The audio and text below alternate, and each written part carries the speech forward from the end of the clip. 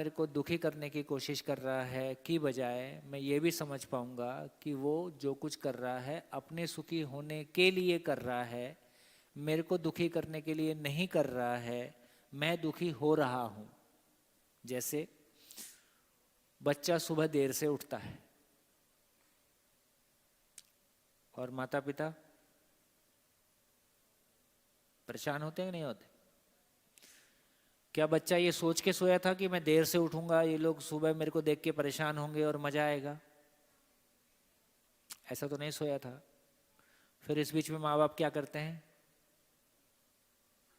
पंखा बंद करके आ जाते हैं, है? हाँ, कमरे का कपाट जोर से मार देते हैं, किचन में बर्तन गिरा देते हैं, है ना? वो कुछ कुछ ऐसा करते हैं ताकि ऐसा पता भी मत चले डायरेक्टली कि मैं उठा रहा हूं और उठ भी जाए, है? क्या बोलते? हाँ, ऐसा तंग करते रहते हैं। तो इसका मतलब है बच्चा बच्चा दुखी करना चाहता है इसलिए देर से उठना चाहता है, ऐसा नहीं करता। वो देर से सोता है इसलिए देर से उठना चाहता है। अब वो अपने सुखी होने के लिए ऐसा कर रहा है कि माँ बाप को दुखी करने के लिए ऐसा कर रहा है ना? अब या तो जिसको वो सुख मान रहा है वो सुख नहीं है, ये उसको समझ में आ जाए, या आप दुखी ना हो ये आपको समझ में आ जाए। तो बच्चा हमको दुखी कर रहा है कि हम दुखी हो रहे हैं। हाँ, माँ बाप से कम बच्चों को ज्यादा समझ में आ रहा है। जिसका दुख है उसको ज्यादा समझ में आएगा।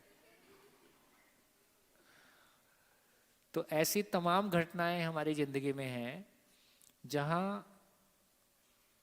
हमको लगता है कि हम सामने वाले के कारण दुखी हैं, चाहे वो सास बहू के रिश्ते हैं, चाहे वो और घर में जो भी परेशानियां हैं, हम उस घटना को हैंडल नहीं कर पा रहे हैं, ये मेरे दुख का कारण है। जैसे हमने कल भी चर्चा किया था, तो बेसिकली समस्या क्या है कि मेरे पास समाधान नहीं है।